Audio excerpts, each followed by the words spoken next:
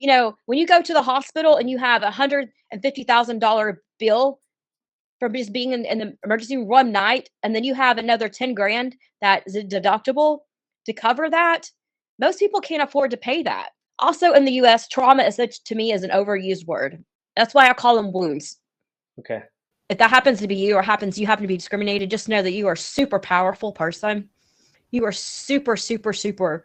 You have so many things, and you have everything it takes on this earth to make a change. Welcome to Mamwa. I'm Gordy, your host, and this is the podcast that includes you into my most famous song lyrics. He's a middle-aged man with an attitude, and he didn't even have one till he met you. That's right, I'm the middle-aged man, and my attitude will chatter us through all things that I'm passionate about, from spirituality, the gym and fitness, food, travelling, and music or movies. Quick disclaimer, this list is not exhaustive. So you can get on or you can get off and join us for the episodes that you like the sounds of. Dip in or dip out, as long as you keep dipping. Either way, we've got something to say and we're going in 3, 2... One visit to the show was not enough, so today we are going to get beneath the surface and discuss some specifics about the things that are holding us back in life, specifically related to our inner child and trauma. Our returning life and health coach, specialising in inner child work, intuitive healing, and personal empowerment. Welcome back to the show, Mamwa, Alicia Farricielli. How are you?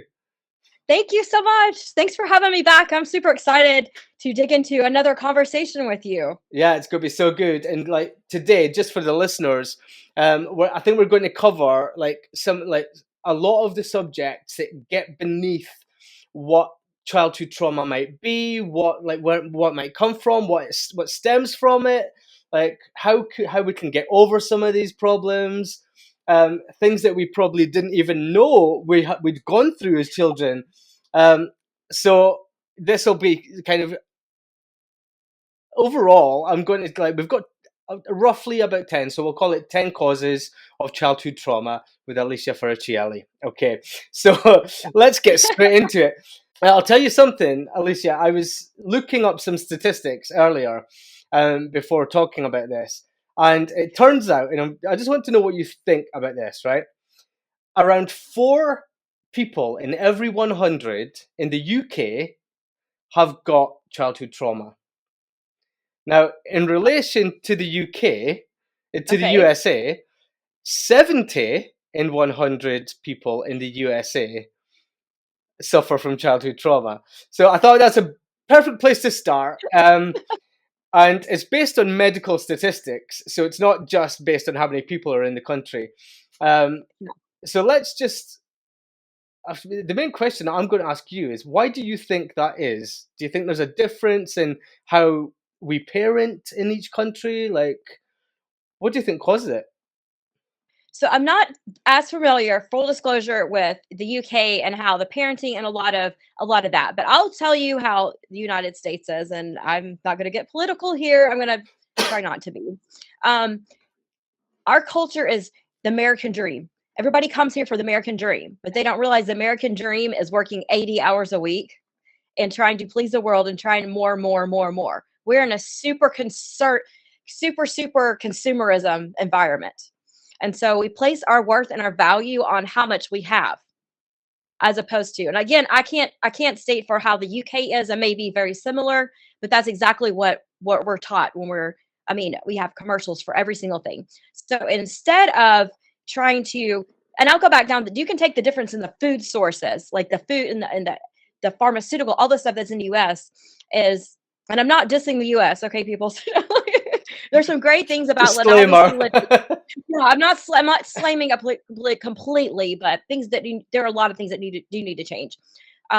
We band-aid over things and we shove down, and we have such a masculine type of energy that's here that's over dominated the entire everything. And so it's hustle culture.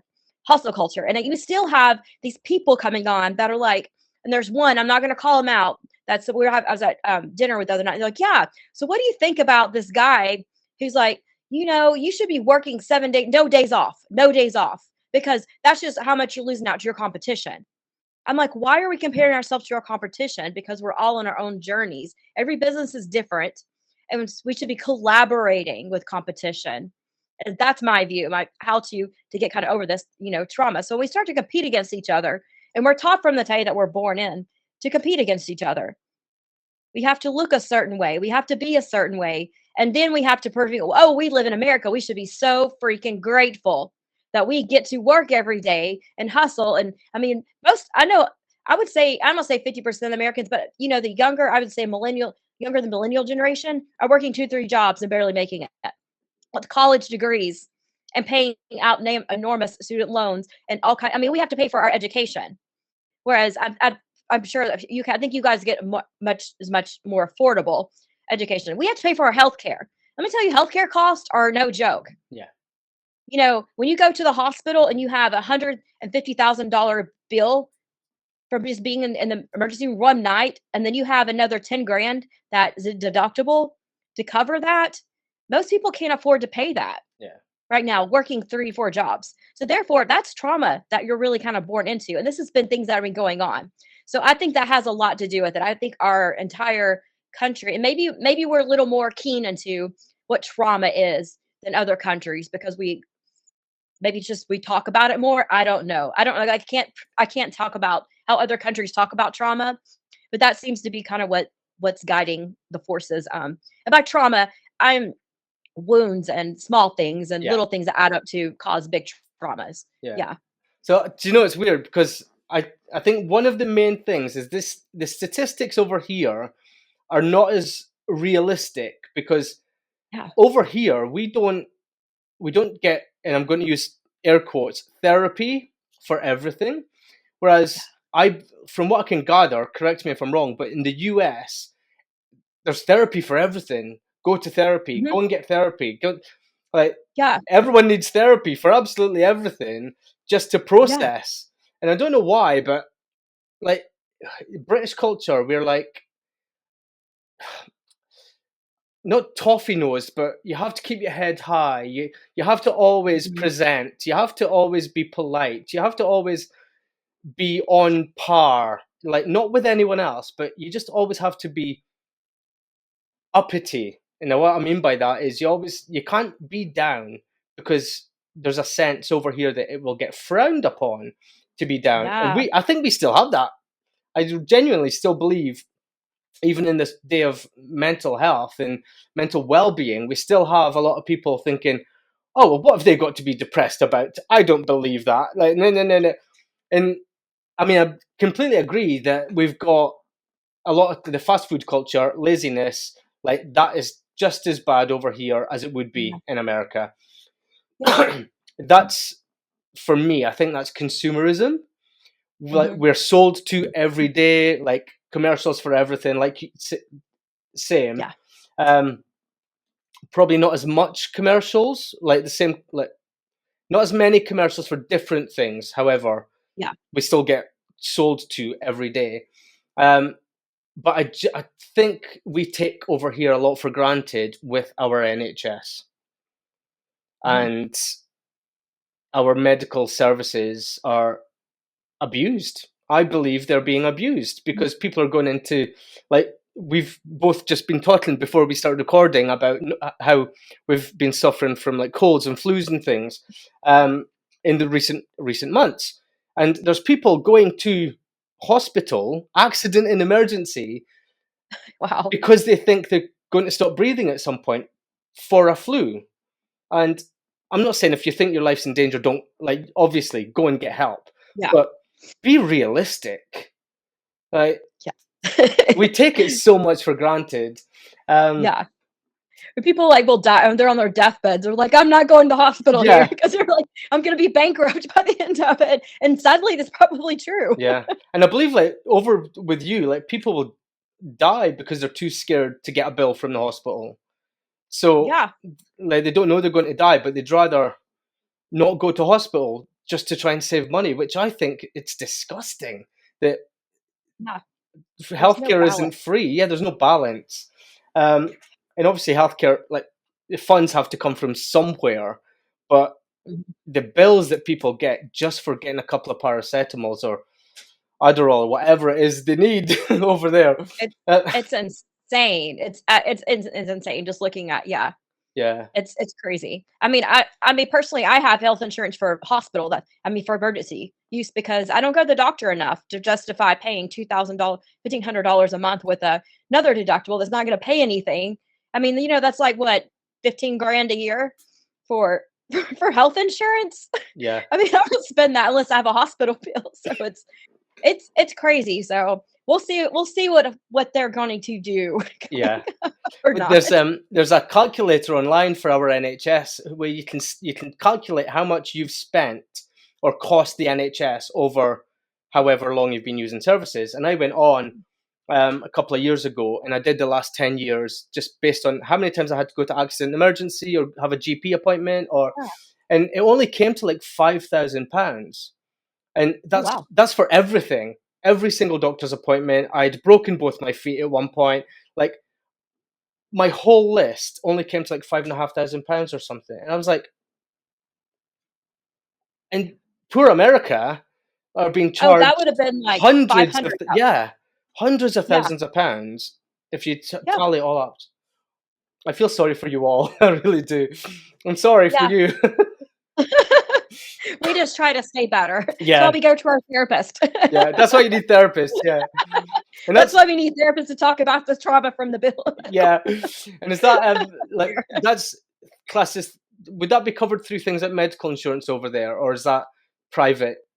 It depends on the medical insurance. Okay. I mean, there are different ways and different therapists, programs in the United States that therapists have luckily have put together to where it's feasible. There are colleges that offer, therapy on a sliding scale. I know that there was one when I was and lived in Nashville, Tennessee, that did like $20 a session. Yeah. If like for people who needed to do that, up to like I think $50.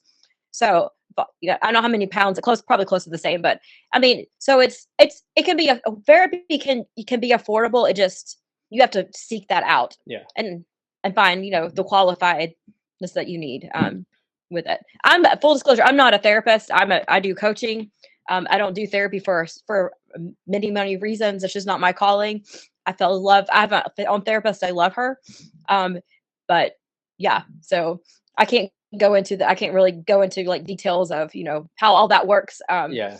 As to just from my experiences from it. Yeah, of course. So I know, like, in like last couple of workplaces we've got like occupational health add-ons rather than medical. I mean, we get insured, like national insurance, which pays for our NHS. So that covers a myriad of insurances and things, depending on who you are. But we've got like medical assistants with workplace providers who do things like therapy if you need it, or mental well-being, things like that. So it's kind of added on to workplace rather than needing insurance to cover everything. But I think when I asked the question about what might be different to cause all this trauma from country to country, I was thinking along the lines of how parents are treating their children. And I don't know, like every parent's different. I get that. Every family's different. Every situation's different. But is there standards of parenting that you see in America that you don't really see in British television or anything that might be happening over here? So the American culture, and this is totally my opinion again. Yeah, of course, yeah. We're very multicultural. So you have a lot of different cultures coming through that have different parenting styles, and it's all very generational. So you have like our parents were in the boomers. The boomers generation taught us to be strong, hide your feelings down, because that's what they were taught. I'm in the right before Gen X, Z, whatever that is, before the millennials. I'm in that little spot there. So my generation, I feel like I'd say 40, 50 and below, 50 to whatever, to millennials. I feel like they're more noticing that they didn't get the love and appreciation and the kindness because their parents didn't really know how to give that. So they're kind of like learning how to give that to ourselves. And so there's a big, massive thing. And then we're getting, but it can be almost too much because we don't want our kids. I'm seeing a lot of younger children parents. I would say probably millennials more, because I think the other generation's not quite having kids, or if they are, they're very young parents. They're more, I don't know, call them helicopter. They're more kind of like over there, everything that they're doing. And it's almost like they're kind of some compensation going on with what they didn't have in their childhood to make up for that. But also they want to be their parent, they want to be their friend. Yes. And so when I was kind of going, and I teach people the inner child things, it's like we want to be it's kind of like you with your inner child. You want to be your inner child's friend, but you also have to parent them. Yeah. And so I see a lot of the in parenting and the overcompensating and the stressfulness that comes with, I have family members and friends, and I don't know how they do it. I had 2 small kids. I was a single mom for many years. And I struggled, like that was enough for me. But they're like, they have supporting partners, and they're still just as busy with going back and forth to basketball games, to softball games, to other sportings, to dance, to gymnastics, to all the things. And it's like their child is so, it's just like they have to put all this stuff's going on with them. And so I see the stress level with that. I commend them for giving that. I mean, that's always like, when it's usually coming from a loving heart, but I do see a lot of that coming up. I think the trauma related to and the wounds that are happening that people are like from therapy is probably coming more from not getting the love that's been received, not receiving the love that they needed in the manner that they needed it. Mm-hmm. Which doesn't mean that we weren't loved. It just means that we didn't receive it in the way that we can accept it. Yeah. That we needed it. Your parents loved you. They may have told you, I love you, but maybe you needed a hug. And so that's kind of the trauma that, that causes, or the wounds that start to cause it. So I think it's just it's a disconnect. I think it's just a generational patterns that are, are being broken, but sometimes are kind of more to the extremities. Yeah. In it. So it'll be very interesting to see the kids coming up, what they go through. Also in the US, trauma is such, to me, is an overused word. That's why I call them wounds. Okay. Because everyone's like, oh, I had trauma. It's like that. I mean, trauma to me is something that's more extremity, that causes you to, your body almost shut down, that causes you to face your life in a totally different manner. And I'm not, wounds are things that happen throughout our lives that may or may not, they're going to happen. I mean, like a kid bullying, constant bullying to me is trauma. But if somebody called you ugly once, or something happened on the school playground, or you got in a fight or something, that's not, to me, that's more of a wound. Yeah. And so and I'm not saying those aren't important, and those definitely need to be healed. But I think everybody refers to, I had trauma in my life. I had trauma. It took a therapist calling it out to say, no, Alicia, that was trauma for you. That was not this. Like, what you went through was trauma. It was not like to be disassociated with it. Because I was kind of like, oh, I'm, that's kind of on the opposite end. But I think in the US, we call everything trauma. Yeah. These days, I think it's a buzzword that gets attention, and because think of our inner child is hurting. It's like, oh, I had a trauma background, or I'm traumatic, and it's not necessarily what the definition, I guess, would trauma be. Again, I'm not a therapist, so I'm not going to define the definition of trauma. Yeah. It's just my personal opinion on it. Again, so no, I see that a lot more over here as well. Like, yeah, the word trauma is just coming up everywhere, or somebody's triggered, or like. Somebody is just so affected by a situation because I think part of it is this whole gentle parenting thing, which brings me to the parenting thing again, because there's such a difference in generational, like, raising children, that everything's been done differently. Like, what happened to us as kids for discipline, we'd go to jail if we did that now. Absolutely. And that was a tool of discipline. It wasn't abuse at the time. It was like, how can I discipline that bad behavior? I'm going to smack you around the bum. There, done, dealt with. You learnt your lesson. You would try not to do it again as a child, and you just thought it was okay. I'm learning from these mistakes. Fine, great. I'm not traumatized by it. It stopped me misbehaving. These days, if somebody smacked their child on the bum for misbehaving, they go to jail for 30 days and the child gets taken into social care. And I understand, don't hit children, but it worked. Like, that's in my eyes, it worked. Yeah. So why did they make it illegal? I don't know. I have, going back through as a parent, like my kids are 20 in their 20s. And after I kind of look back, I'm like, I don't necessarily agree with the physical punishments there. There probably is a time and place for it. However, I think we're going to the extremities Yeah. of it. And we're like, it's maybe like that's probably not the best thing and not going to get the best like the results, and it's going to cause, that does cause some trauma, especially for certain kids. Yeah. And I've said by trauma, but my definition of trauma, Yeah. not the medical industry's definition of trauma. Yeah. However, we've also gone to now we don't know how to care. We can't be harsh on our kids anymore, or we can't parent them in a strict manner there's no balance to it. We kind of lost the balance. It's like, okay, well, everything you did, you got punished for, you got, spanked, whatever. And then after that, it's like, okay, well, what do? Oh, you can go do what you want because I don't want to cause any type of mental trauma inside your mind if I tell you no. Yeah. And I forcefully go through, and I mean, I make you, and I really mean no. And I held those boundaries. To me, it's the boundaries. I think that's lacking within parenting. I mean, I get the whole child abuse thing, and like you say, there's a place for certain disciplines and things, but I think let's start to unpack the wounds that we're talking about, right? So the first one I've got on my list is this isn't why I said it, just for anyone listening, but the first one on my list is physical abuse. And I was just thinking when I was kind of compiling this list that it might not be something like that being disciplined. It might be the feeling of pain being connected or associated with a certain situation.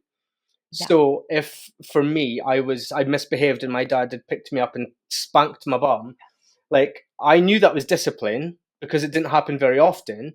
But had that happened in a public setting, that might cause me that trigger point that maybe, I mean, I don't have one, but growing up, how would I know that if that's what caused it? How would I know if I didn't? I wouldn't.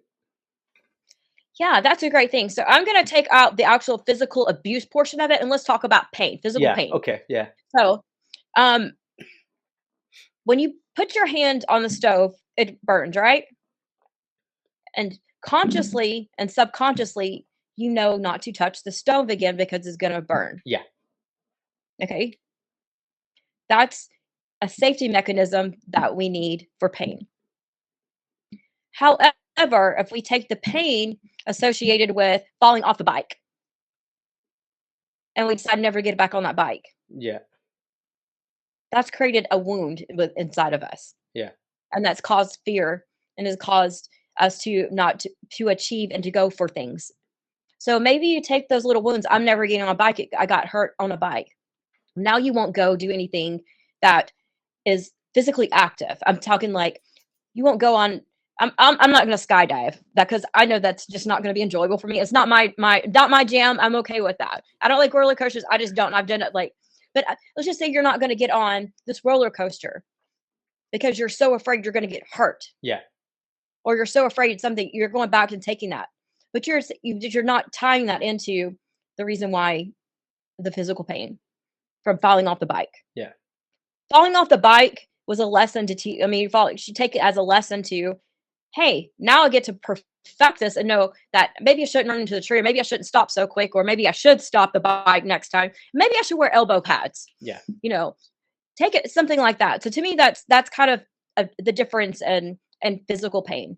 If we want to go into, like spankings and stuff, I'm not going to call that abuse. I'm not dying, whatever that is. That's to each parent's own discretion on whatever they want to do. It depends on the situation and stuff too. But physically embarrassing a child to me, is not right. No. Yeah. I mean, doing things in public to embarrass your child, belittling your child in public, to me, creates so much shame behind that. Yeah. And so the actual physical punishment, or let's say you better put them in timeout. That's a kind of a physical punishment. You're making them do something. Yeah.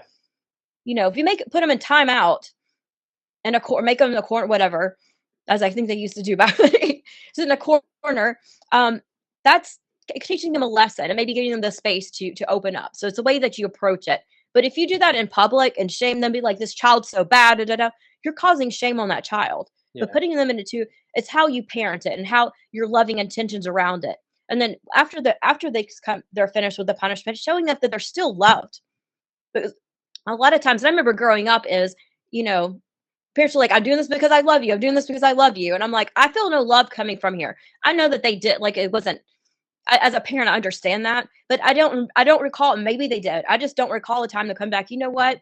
I love you. And they're like, this hurts me more than it hurts you. I'm like, how can this hurt you more? Because I just didn't feel that coming off of there. It's kind of an anger thing cup too. But if they could, coming back and saying, hey, you know, I don't really want to do this. I don't want you to feel unloved after this. That I still love, and then showing the love and compassion. Yeah. I think there's a fine balance in like if we're getting into parenting is, that to me is maybe extremity. That may be your last step if you decide to do that. And I'm not telling you go within the legal boundaries or whatever. Yeah, well, definitely. I think the I'm generation. not condoning this at all. I'm just saying any type of punishment, make it as a learning lesson for the child because you're going to grasp that more. Yeah.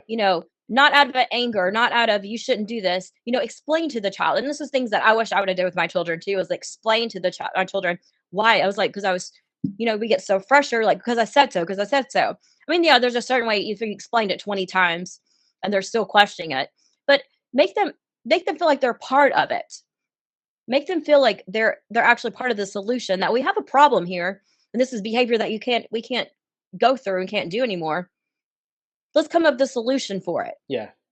I mean, the physical discipline, there was just an example. The generation of that is now been and gone. That can never happen anymore in this world. Yeah, and it's probably a really good thing, honestly. Yeah. Sorry, that was just an example. But talking about like the physicality of moving a child from where they misbehaved onto the naughty step and saying, you have to stay here for 10 minutes.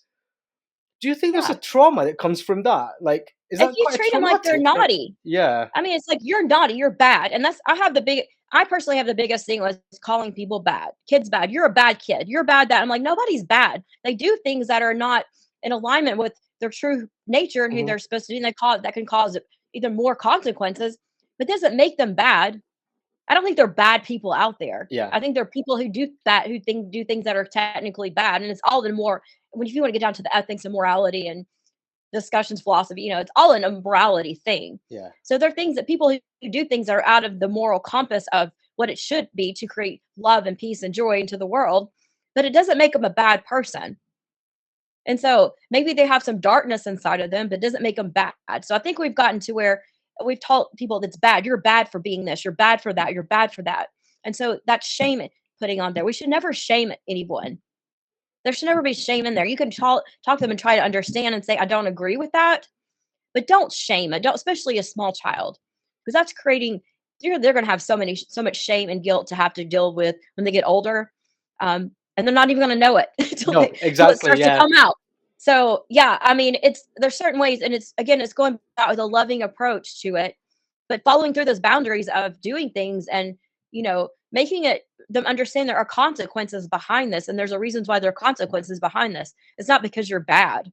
I think it's because it's a give and take. Yeah. Well, that covers the emotional wound side of it as well, which is on the list, because from what you're saying, like there's a guilt associated with certain situations then.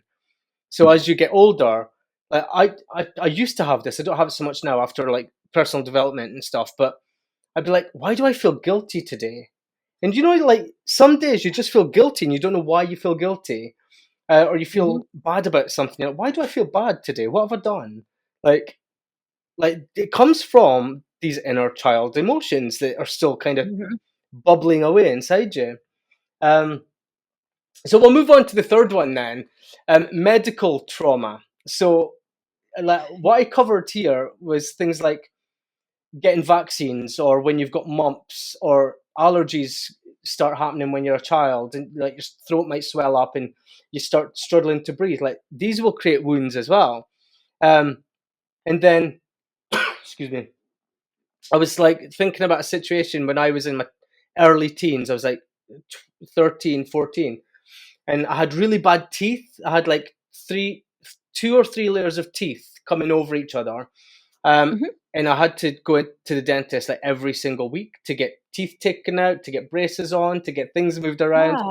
Yeah. But one day, whilst I was sat in the waiting room, all I heard was this young girl screaming through the wall. And I sat in the waiting room listening to this screaming for about 15 minutes.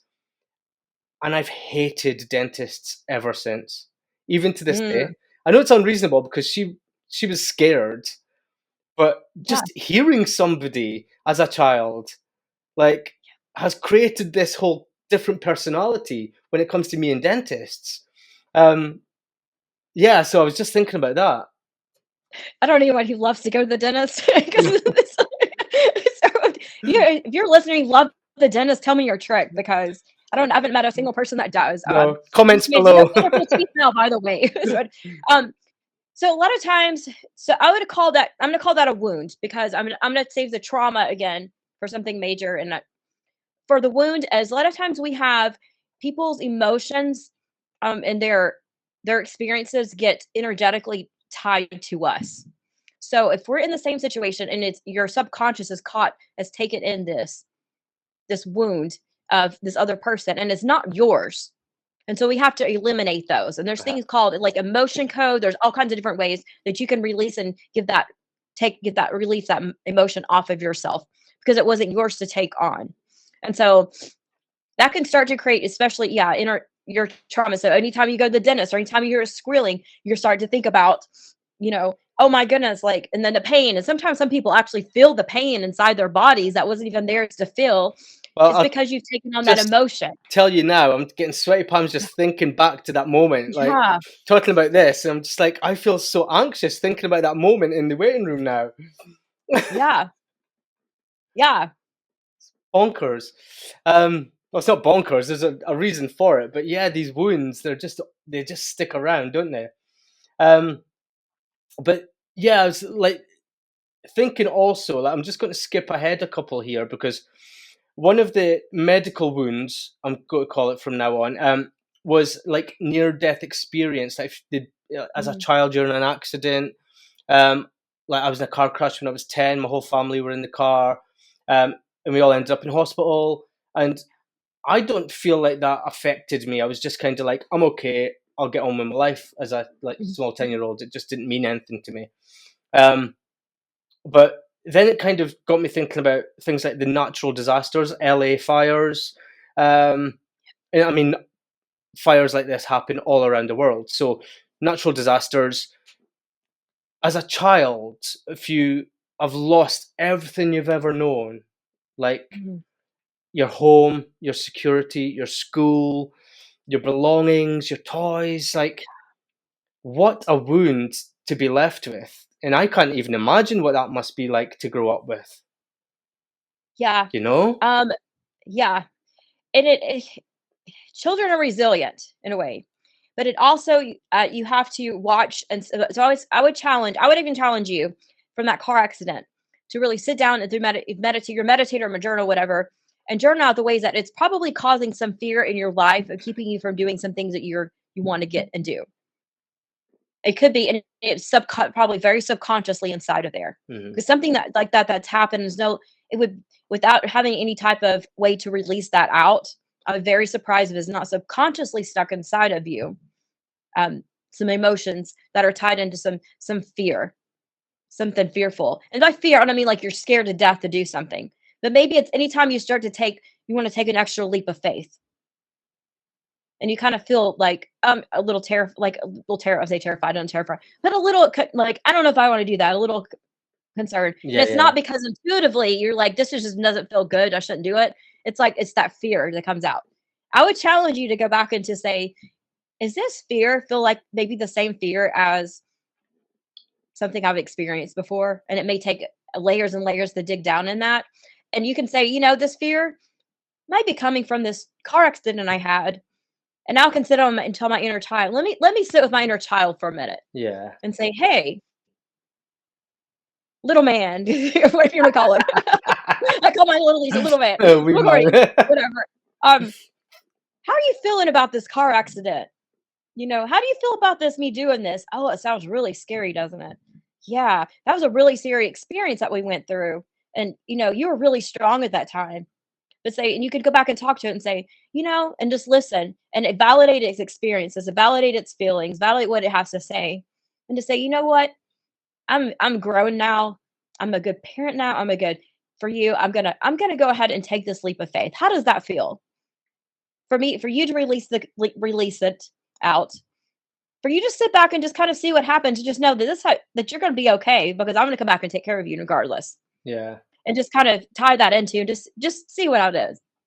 So I'm just thinking, do you remember last time you were on the show, we had a conversation about death, and you were saying like you're okay with it, and I was like, I'm yeah, not. I'm like petrified of death. Like, yeah, maybe that's why I'm so scared of death. it Like, could be. yeah, Yeah, because yeah, it's a logical result of nearly dying as such a young person. yeah, absolutely. But I'm afraid of the death process. I'm not gonna. I mean, I dread that, like the pain and all this. Yes, but the actual yeah, process of crossing over, you're okay with the actual I'm idea okay of with it. that. Yeah, Yeah, but the actual getting there, if I had to go through painful or knew that if I had like 6 months to live, I would probably I'm not at all gonna sit here and say, yeah. oh yeah, I'm fine with that.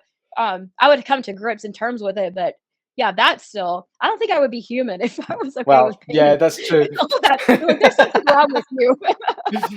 Well, let's put it out to the listeners then. If like drop us a comment, are you okay with it? Like, how do you feel about it? Are you scared? Are you not? Like, Yeah, are you ready? Help us out. yeah. Okay, so then moving forward, like the next one would be neglect, and this one's on the list because I saw it was like a body cam footage online of social workers who'd went around to a house and they went to collect two children because they'd been locked in their bedroom without a bed and they had no toys. They were just in an empty room, and the only thing they had to play with was their feces to paint on walls and stuff. And it was such a shame. Obviously, I don't know why I sound shocked when I say that, but it was such a shame to see that. And it's like, there's what wounds come from that? How do you know as like a 2 or 3 year old that you're being neglected? That's great. So I'm gonna address this. They're gonna go to the extremities of what you said. I'm not gonna go down that path again. If somebody listeners out there, something like that happened to you, and if you had any type of physical abuse, sexual abuse, or any type of major emotional neglect like that to that extremity, go seek a licensed therapist help. Yeah. So please go get that taken care of. There are so many people that are. I'm not trained in that to deal with that type of abuse, or that type of trauma. So go find that out. But neglect happens to us even if we have the best of our parents, because they don't necessarily they can't maybe we can't communicate because we're young. We don't know how to communicate. We have that learning to communicate's a life skill that you learned years after years and you're still continuing till the day that you actually pass away. Yeah. And a very good Beth. No. So we are learning the communication skills. So we're not maybe we couldn't communicate. You could have been a baby that was crying in your crib, and your mom let you cry for a little bit too long. That's a neglect wound that's inside of you. You could have felt neglected when you went to kindergarten and your mom didn't go to school with you. You felt neglected then. Now, it doesn't mean that they did anything wrong. It just means that it's a neglecting wound that's inside of you. Yeah. So we can't fault our parents for it. It could be more extremities. I felt neglected by my father because he paid attention to my brother, and I was stuck with my mom and I had a younger brother who she had to take care of a baby, and so I felt very neglected.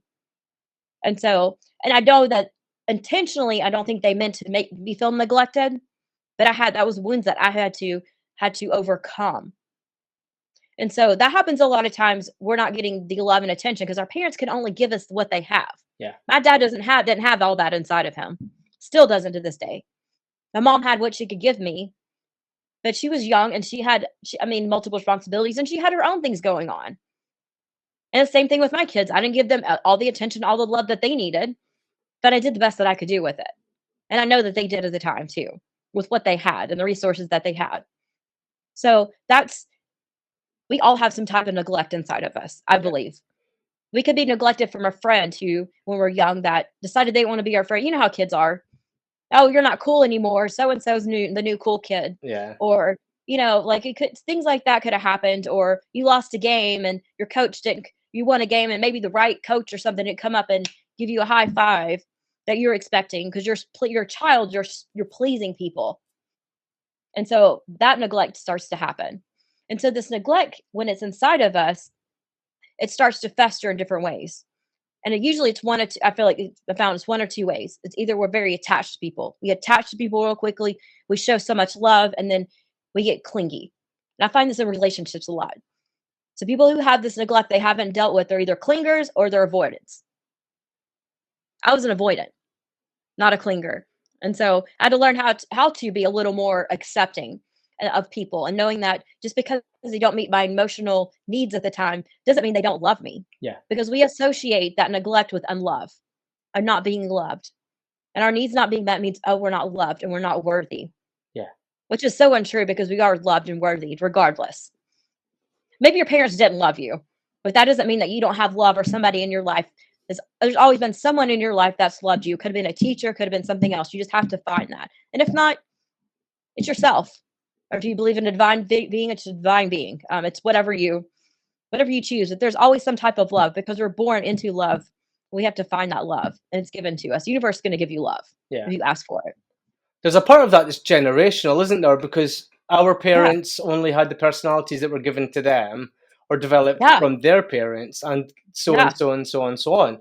So if all the way down that chain, there hasn't been the ability to communicate love or the ability to hug. Like they can say they love you, like you said earlier, but maybe it was the hug you needed that you didn't get. And that's nobody's fault. That's just how the water lands, how the sand lands. But yeah, it was just. I mean, when I was a kid, like I spent so much time on my own with my toys, like playing with action figures. I was living my best life. I didn't care what anybody else in the house was doing. I mean, my mom was drunk, so she was probably unconscious, but I didn't know the difference. I was living my best life. And that, on one side of the coin, that's given me the ability to be so comfortable in my own space. And I love my own time. I don't need to have conversations if I don't want conversations. And I've always been like that. That's how I grew up. And I was very happy like that. But talking about like relationship, I used to have, I've dealt with them all now, but I used to have really heavy abandonment issues. So if nobody replied to my text within half an hour, I was dumping them. I was over it. It's avoidant in you. You're avoiding any type of receiving into any possibility of love because you might get hurt again. And that's all our inner child is. It's your inner child is like teaching you, hey, just get rid of it before it's going to hurt you. Too late. Get rid of it before it's going to hurt you. And so, when we start to become aware of those patterns, it sounds like you're aware of them. We know how to start to fix that within ourselves. Yeah, but it's like you say, there might be other things that I'm not aware of that I just kind of got used to or getting through life. And I mean, it's your path of life. I mean, it's not, people think, I'm going to be automatically killed at this one time. It's like, no, it's going to continue to come up through your life because it's your inner child's in there. And it's because it felt that way. It's not going to never not. I mean, we have to pay attention to it. It's like, it's good. If we neglect something again, it's going to have neglecting attitude. It's going to have neglecting the same thing it was doing before. And so we have to pay attention to it. So it's a simple back and forth of being that. One way I wanted to point out too, for people who are looking to changing like the generational thing, is to sit down and ask your kid, what makes you feel the most love? If you're a parent and you're wanting to change that, or thinking of becoming a parent, is sit down and ask your child, what makes you feel loved? What do I do that makes you feel the most loved? And what can I do to make you feel loved? And have conversations. Our parents didn't have conversation. They just did because that's what they were told. And this is the way it's be. And this is just the way it is. And that's how it's going to be. And we got to keep going on. And so if we can stop that and just have conversations with our kids, because our kids will talk to us, they'll tell us stuff. And that's developing trust. It's just sitting down and simply having that one question and be like, what do I do that makes you feel most loved? And it may be when you take me to get ice cream, where then you're going to know it's not necessarily the ice cream, it's that art acts of service and you taking them and spending the time with them Yeah. and being with them. So you're going to know how to, when they're feeling down and depressed, how to make them feel extra loved. Yeah. Yeah. That's Kids will talk to you. I promise you. They will talk to you and tell you. yeah. Okay, so excellent. Let's take it out of the house, and another thing on my list is witnessing violence. So for this one, I was thinking, well, it might not be in the house. Like I remember, like when I was a teenager, like I had a friend, like best friend, but he had this horrible temper, and he used to like pull our hair, drag us up the street, and we'd just run away from him. And we thought it was hilarious, but he was a bit tapped. At the time, it was just like he's an idiot, but he was quite violent. Like when you think about how often he did that, because he couldn't regulate his emotions. Mm-hmm. Again, that's hormones, that's teenage years. But what a wound in itself to create. Like, what? I don't know. I don't have a question for it, but witnessing violence. What do you think? Yeah, that's a tough one. Again, I'm going to go back to the previous thing. If you witness violence in your home, definitely go find a I'm saying this for both for you. Go find a licensed professional therapist to deal with that. But something like you experienced with somebody else, the violence happened. I could teach you multiple things that, especially if you're a young child, about the world, your views of the world. Maybe the world is a very scary place. Maybe violence is the answer to getting your way. Or maybe that, certain things that the stories are probably told that your inner child is received in. You assume that the child can start to function in different ways. It can come to the world's a scary place. So you can do your business. You saw something like, I'm just saying, into a business. Wow, it's a scary place out there. I shouldn't take this risk because it's too scary. Yeah. So little things like that, and you think it sounds like a big thing, but sometimes little things happen to us that we don't really remember a lot. They're kind of minor things. We think minor things can happen that can cause us to think the world's a very scary place, that it's not safe. And so that gets back into, I think physical violence turns into a safety issue. Witnessing any type of physical violence into a safety issue. So you have to make your inner child feel safe. Yeah. With it. I think at the time, now you've said that, I did used to think people are so unpredictable. And I just always thought to myself, I never know what somebody's going to do.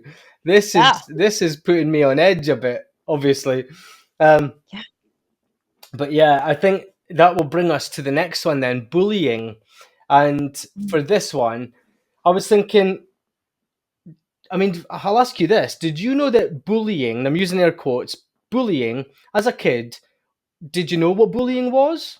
Or, because not everyone talks about what bullying is. You might just think that people are horrible people, and you're just being treated wrong. I don't know. Did you ever get told what bullying was? I was not. And I was actually bullied as a child. Emotionally bullied, not physically bullied or anything. Well, except for a couple of times, but I wanted to go into that. I can go into that later, but bullying wasn't really talked about when I was, and I'm be 45 in a couple weeks, so I'm giving people my generation. My generation was never talked about bullying as much. But bullying was somebody that you saw in the movies that would sit and beat somebody up in front of their locker and shove, physical violence. Now people are realizing most bullying is more emotional bullying. Mm-hmm. Mental, creating a lot of mental chaos within people. That to me can be a very, very, very traumatic thing for an inner child. And even the little things. Me being bullied as a kid because I was a little different. I couldn't do the things my parents wouldn't let me do, so because I grew in a very super conservative Christian background. They wouldn't let me do the things other kids, so they made fun of me. And they teased me, and I was kind of left out here and there with different things. And that was a form of bullying. Yeah. It made me feel unworthy. And so a lot of times the bullying is turned, and I'm just saying just because of myself projecting it on, but it makes a person feel unworthy, and it puts shame on them that wasn't even there. Maybe they're bullied because they're a small person, or maybe they're bullied because they're parents, or maybe they're bullied because they're a beautiful, beautiful person. You see that happen too. People think because you're beautiful or you have, like you weren't. Jealousy comes into play with people. So with kids can be cruel. I mean, we can't fault kids and fault the kids necessarily anymore. I mean, the point, the kids can be cruel, but a lot of times the kids are reacting to things that are going on in their own environments from being out of control. So you have to look at the bully as a way of controlling. Yeah. It's situations. It can't control their own lives, so they have to control other people. We see bullying going on in workplaces now. Yeah. We see bullying going on in politics. I mean, come on, look. It's all around you. Like, bullying still happens, and how adults are bullying each other, and we see it with friends. We see it with even relationships too. And so we have to recognize those patterns too, and realize, looking at somebody, if you're being bullied now, it's recognizing and not okaying it, but realizing that person's life is so out of control, they can't control their own life, so therefore they're trying to control someone else's. Yeah. I mean, I don't remember being taught about bullying at school. I just remember people being horrible to me. And I was just like, why is everyone being horrible to me? What have I done wrong? And I think coming out of school and then having those conversations as an adult or as a younger adult, going to college or university, and then you're like, oh, so they were a bully. That's why they were doing that to me. And that was a reflection of what they might have been going through. I can let go of it. Yeah. Like, Kill that. And that's forgiving. And it's really, to me, the forgiveness, because you're letting go of it. You're not saying what they did was okay. You're just being like, I can now know that I'm worthy now. That because what they thought of me doesn't take away from my unworthiness. And it doesn't make me there's nothing wrong with me. Yeah. Mentality. Because when you're bullied, the first thing that goes through, because you're kids, you're like, why am I not receiving love? Why not receiving kindness? There must be something wrong with me. Not that there's something wrong with the other person. Now, I hope now they're giving programs in school and they're teaching kids that this is the cause of it, and that you're, developing some self-worth inside kids regardless of that. But most kids that are bullied don't have that. They don't have that confidence, don't have that self-worth inside of themselves. Yeah. I think that's kind of domino effect, because what we were talking about earlier is like having the wounds from home that made you feel you needed to seek appreciation elsewhere, and then not getting it made it feel even worse in school or from teachers and things. So that's it's a big deep hole, isn't it? But then it kind of got me onto the next subject, which was discrimination. Now, for us, we would have had what I'm going to call white privilege, because we wouldn't have been discriminated in the same ways as some, and I'm using the word minorities. I know some people don't like the word minorities, but I'm using minorities to cover a bit of a broader spectrum.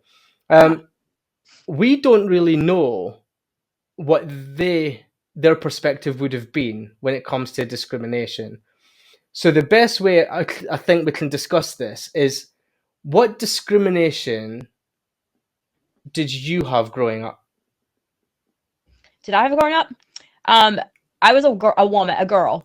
And so I had a lot of discrimination, even through the 80s and 90s of women being able to do certain roles. We had certain roles to play, especially in the United States. I'm not sure how it is there in the UK. I'm assuming it's probably very similar. We had roles to play. We had certain things we had to be. I call myself privileged. Yes, I was born to be, a white woman, very, that is super, super privileged. But growing up, I didn't realize that privilege because I wasn't taught that. Mm-hmm. But now I love the fact that there are so many things coming out, and I happen to be a straight woman. And so that happens to make me even less discriminated on. Yeah. Unfortunately, I say it unfortunately, but unfortunately for the world, yes. My heart breaks. I hate discrimination. It's one of the things that you tell me I'm getting fired up about it. Absolutely freaking hate it. I can't stand it. I can't stand when people discriminate against anybody for who they are, who they want to be, any of that. But yes, if you're any type of discrimination, it's definitely causing a lot of wounds still inside of people. Yeah. And it's got to stop. People get mad about Black Lives Matter. They get mad about this. They get mad about that. And I'm like, I don't care if it's bringing awareness to what's going on in this world. Then it needs to happen. Yeah. We need to be aware. And I'm saying this as a white privileged woman. And so I totally have to catch myself to be very respectful, because I can't put myself into, you know, a Black woman's situation who happens to be gay. I'm just saying that's probably the most extremity that we see here, of the discriminations here. I can't, and my heart goes out for these women, and I love them. Yeah. Absolutely love them. And if that happens to be you, or you happen to be discriminated, just know that you are a super powerful person. You are super, super, super. You have so many things, and you have everything it takes on this earth to make a change. So anybody, I mean, I think everyone should speak up. I don't think anybody should be silenced or scared or afraid to speak up for truth. I mean, it's an ethical thing going on now that we just completely we overlook it. Yeah. We take an eye to it. And that's what I honestly did for so many years. Just took an eye to it. I'm like, that doesn't affect me, so I don't have to deal with that. Yeah. And I think that's what we're becoming, is starting not to do so much, but that's what's going on in the world. Well, that doesn't mean that's not my journey, so I don't have to deal with that. I'm not going to worry with that. But it does affect you. Yeah. I think that's the danger, like, for anyone who's not in it. When we're not in it, it takes, I hate to say this, but I'm going to say it, it takes so much effort to remind yourself constantly, don't forget about this group, don't forget about that. Like, this question, I was thinking about the earliest that I can think of discrimination. Excuse me. And it was when, in high school, the only thing I could have been discriminated for was my weight. And that's exactly what I was discriminated for. I wasn't allowed to take part in sports because I would have made the team lose points or whatever. Like, I wasn't allowed to do dance class, even though I wanted to do dance class because of my size. And that's, to me, that was a big thing. That's the only thing I had to be discriminated against, but that I was discriminated against it. Growing up, when I came out, I was much older, but I was oblivious to everything I was about to go through because I wasn't focused on it. And it's a wound, isn't it? It's a major wound. And we do, and I'm glad you pointed that out, because we think about discrimination being color, we think about being gender and sex, but it doesn't have to. We discriminate people who don't look like us, weight wise, don't have the same hair color, as us, or we discriminate, or maybe they live in a different part of the country, or maybe they're from a different state. Here in the U.S., we discriminate. It's kind of come and roll it, kind of a joke, I'm from the South. People in the North discriminate against me, and I'm sure that I've discriminated against people in the North in certain ways throughout my entire life. I'm not perfect, different ways too. We have certain things that we want to view the world as in our own rose-colored lenses. Yeah. And so, I'm glad that you brought that out, because I feel like everyone in a way has probably been some type of discriminated against. But as far as the majority discrimination, But I said white privilege to start with because it was just a launching pad, really. Because we're both white.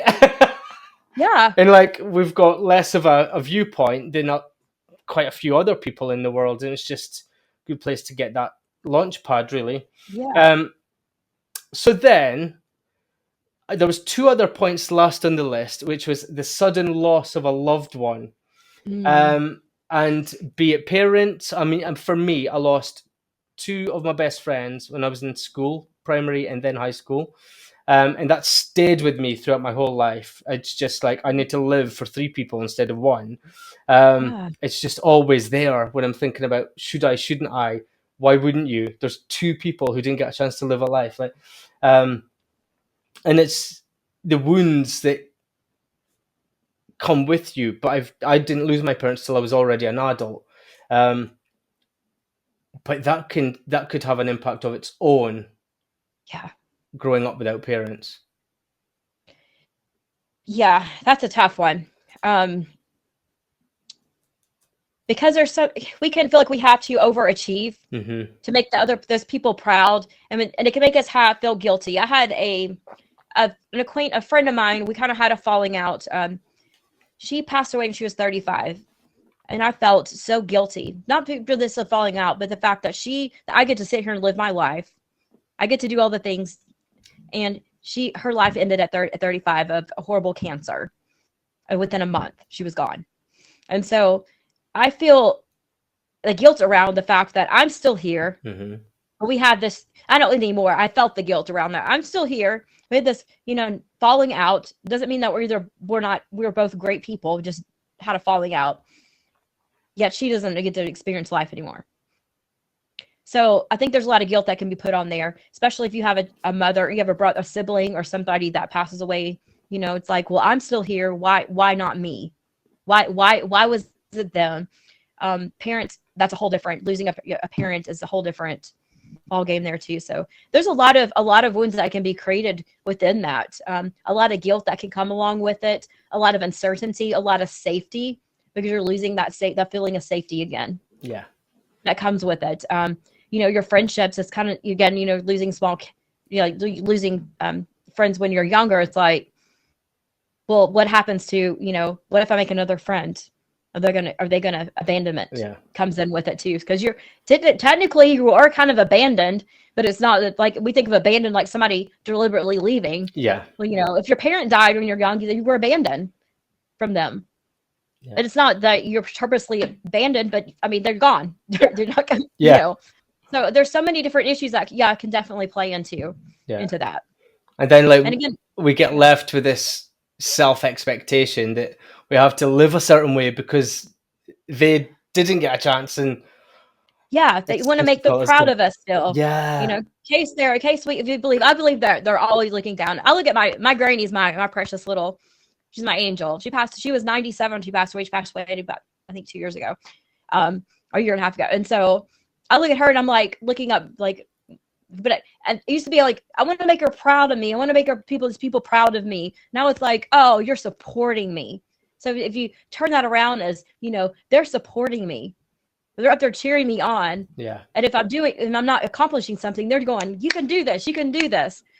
That's what I truly believe, that they're still supporting. They're supporting and cheering you on. Yeah. They're not saying, why didn't you do that? Because that's our earthly mentality. That's our personality. That's our humanism. It is. It's the perfection. I think when we get into, I'm not going to get into all the spirit, like woo-woo stuff, but I mean, I think you're spiritual wise, we're love and we just want the best for people. Yeah.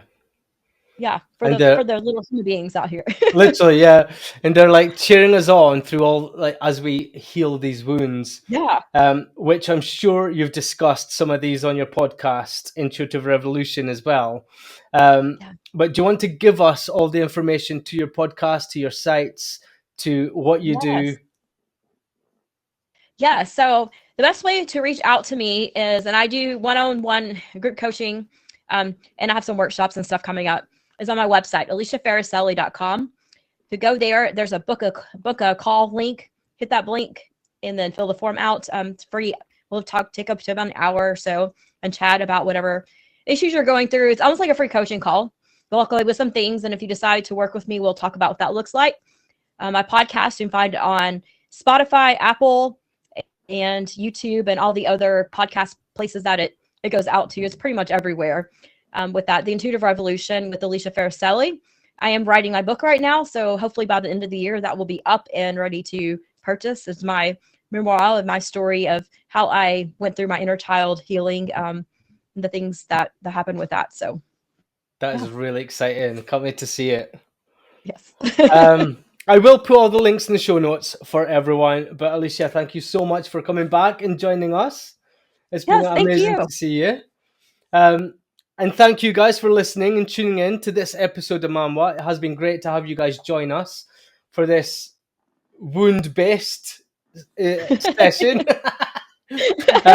And don't forget, we did ask already, but drop us a comment. Let us know what some of your wounds are, what you've done to get over those wounds, or what's affected you, what hasn't been affecting you.